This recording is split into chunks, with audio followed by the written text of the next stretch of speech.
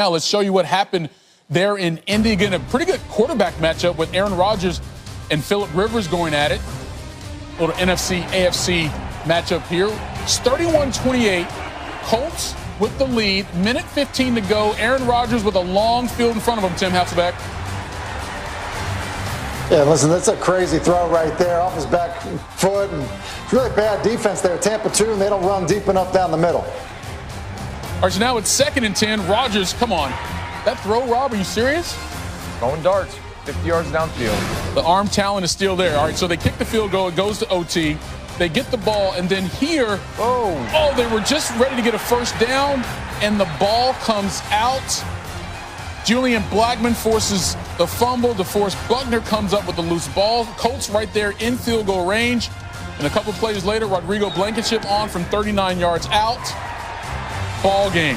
Colts come back on the Packers to win it 34-31. Rivers had 3 touchdowns, and he threw a pick. And check out the largest blown leads the Packers have had with Aaron Rodgers as the starting quarterback. This one, wow, this one's going to hurt. This one's going to hurt for a while.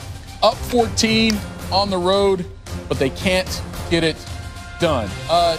Tim, bring in this conversation because you're down 21-7, you're the Colts, but you got Phillip Rivers there. You know, he's seen pretty much everything the NFL can throw at him, but to take his team sort of by the collar and force them to go down and tie the game, take the lead, what do you say about his performance? Well, it's impressive, especially when you look at, that's now a 7-win football team. And so, the decision to sign Phillip Rivers is looking pretty good right now. And look, I think when you look at this game, there's a lot to digest from it because there are moments, like you saw in the highlight, where Aaron Rodgers is amazing. But then you have other plays in that game where he fumbles a quarterback exchange, and there's moments in that football game, as Rob was alluding to, in terms of what the second half looked like, a fumble on special teams, the inability to get a stop defensively. And so Green Bay, that, at times has looked amazing, but, yeah, I think the Colts had a pretty good recipe in the second half. Well, that's a good question to consider here, Rob, because you look at where Green Bay was in terms of being up by 14, but how much of that has to do with what the Packers were not doing versus what the Colts were forcing them to do? Well, I think in the first half, you saw the Colts really, they didn't know how to play. And you look at the defense, they were kind of just spot dropping. Aaron Rodgers was just throwing the ball over the place, 3 touchdowns in the first half. Right. And then in the second half, it was like just a tale of 2 teams. The second half, they come out, defense tightens up a little bit more pressure on the quarterback, forcing fumbles in special teams. That always helps. When you can force a turnover on special teams, Cassius Marsh call out here, he forced that fumble. Yep. And hats off to Frank Ross, who took over for Bubba Ventrone, the special teams coordinator, went down right before this game with a positive COVID test. So Frank Ross steps in. Special teams plays great, and they were able to win this football game through special teams, playing physical up front on defensively. And you look at Rodgers at the end, he had a chance, but they weren't able to get it done. They turned it over, and the Indianapolis was able to capitalize on that. Yeah, Tim, what do you make of the Packers' offense considering where it started and where it ended up, especially there in the second half? Well, they lost opportunities. I am surprised that Aaron Jones, only had 10 carries in this football game. I don't think that's really the recipe that Green Bay wants to win with.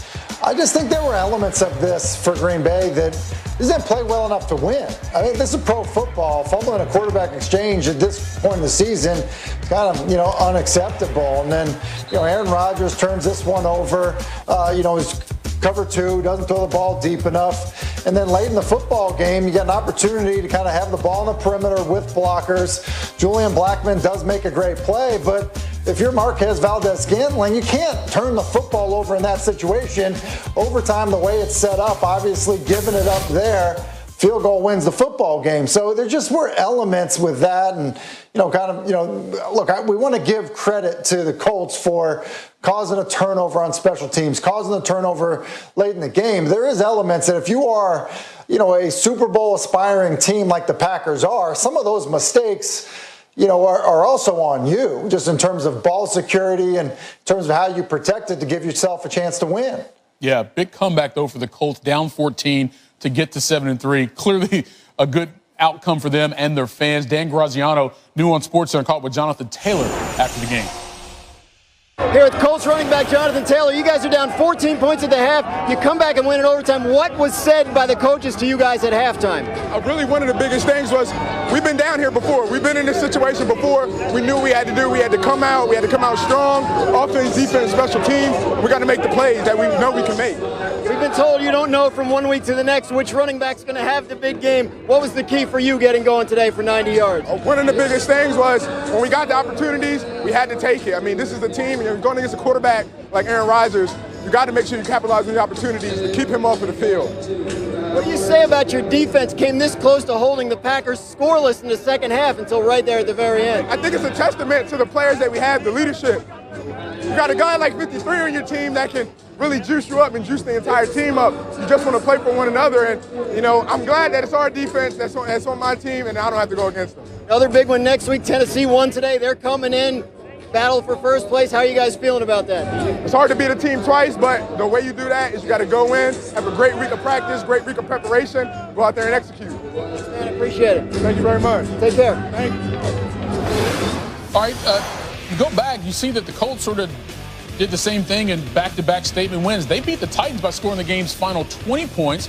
Now they beat the Packers by scoring 20 of the game's final 23. So even though they're down, clearly a lot of belief in this squad, Tim, that when they're down, they still feel like they have enough to come back against, regardless of who they're playing. In fact, two teams right now that would be playoff teams. Yeah, well, I think that's, you know, it's kind of one of these things where if you're a team, and you can almost sense it in that interview with Jonathan Taylor there, where it's like, look, we've kind of been in these situations. We don't lose faith. They do have a really good defense. And so, look, when you get stops, you create opportunities for your own offense. And they certainly did that and did it against, you know, a very good offense and a good football team. You know, I think you look at, you know, part of what happened, too, to give them probably even a little bit more credit. There's a holding, you know, penalty that probably doesn't impact the play, that takes away, you know, a Jonathan Taylor touchdown that would win the football game in regulation. So, look, I think it's a really good football team with a good offensive line, an excellent defense. And if Phillip Rivers can protect the football and just kind of be the presence that they've hoped for him to be, they're a good team, and they'll be a hard out for anybody. And I think that Frank Reich's done a nice job. Even little things like the way he played Jacoby Brissett, you know, in short yardage situations today. If something else you have to prepare for when you face them, I think they've done a nice job. And I think that, you know, they're going to be a tough team to deal with going forward. Well, let me ask you that, Rob, sort of piggybacking off what Tim was saying. How legitimate is this Colts squad? No, I think they're really legitimate. When you have a defense, look, defense wins championships. Yep. And I like the Jacoby Brissett coming in on certain plays. We saw him more this week. Rivers coming out. It's kind of like the Drew Brees, Taysom Hill thing where he'd come in, they do some run plays. Then that just adds another defense that you have to go over during the week of, okay, if we see 7 come on the field, we got to be alert this, and that. So he was coming in on 4th and 1s and just sneaking it forward, but now we see him more often in certain run situations. So I like that. It's the change-up, and I definitely think that this team is going to be there at